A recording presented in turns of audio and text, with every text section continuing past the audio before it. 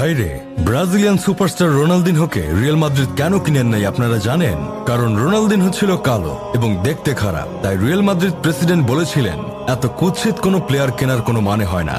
সে তার চেহারা দিয়ে আমাদের রিয়াল মাদ্রিদের নাম উজ্জ্বল করার বদলে রিয়াল মাদ্রিদকে ডুবাবে। তখন রিয়াল মাদ্রিদের ব্রাজিলিয়ান কিংবদন্তি খেলোয়াড় রোনালদো খেলছিলেন। ডেভিড বেকহামকেও তারা দলে ভিড়িয়েছিলেন।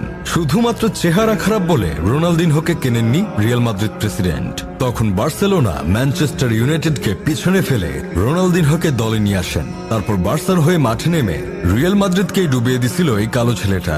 যেই মানুষটা তার চেহারা নিয়ে মন্তব্য করেছিল, ভেবেছিল তাকে দলে নিলে তার ক্লাবের মানুষ ভয় পাবে তার কুৎসিত চেহারা দেখে, কিন্তু দিন শেষে সেই ছেলেটাই তার কালো চেহারা দিয়েই বার্সাকে উজ্জ্বল করেছিল এবং সে তার চেহারা নয় বরং খেলা দিয়েই মাদ্রিদকে ডুবিয়ে দিছিল। এজন্য কারো চেহারা দেখে জাজ করার আগে তার কাজ আগে দেখে নেওয়া উচিত, কারণ সব সময় সবকিছুতেই চেহারা কাজে আসে না।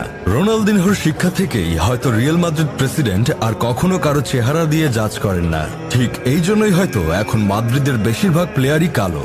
ভিনি রুডিগার থেকে শুরু করে Aurelien Tchouameni, Eder Militao, Ferland Mendy, Camavinga, Alaba সবাই কালো। এই জন্য সেই ঘটনার পর থেকে অনেকে মাদ্রিদের এই স্কোয়াড দেখে আলা মাদ্রিদের বদলে কালা মাদ্রিদ বলে থাকে। এখন নতুন প্লেয়ার হিসেবে যে কিলিয়ান এমবাপ্পেকে নিয়ে আসা হয়েছে, সেও কিন্তু এতটা সুদর্শন নয়। মাদ্রিদ প্রেসিডেন্ট পেরেজের মাইন্ডটা যদি সেই আগের মতোই থেকে যেত, তাহলে হয়তো এখন মাদ্রিদে খেলা কালো প্লেয়ারগুলো কেউই মাদ্রিদে খেলতে পারত না। পেরেজের এই ধারণা আর অসুস্থ মন মানসিকতা হয়তো ব্রাজিলিয়ান সুপারস্টার রোনালদিনহোই ভেঙে দিয়েছিল। আপনারা তো রোনালদিনহোকে চিনেন, তাই না?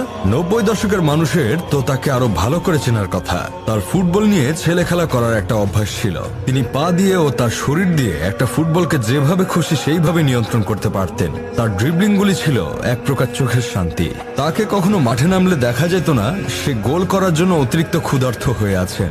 তার ইচ্ছেটাই যেন ছিল সে মাঠে নেমে একটা ফুটবলকে যেভাবে খুশি সেইভাবে কন্ট্রোল করবে। তাকে অনেকে মেসি শিক্ষাগুরু মনে করে, কারণ ছোটবেলায় মেসি যখন বার্সাতে খেলছিল তখন রোনালদিনহো সেখানে পরিদর্শন করতে গিয়ে মেসি ছোটবেলার খেলা দেখে মুগ্ধ হয়ে গেছিলেন।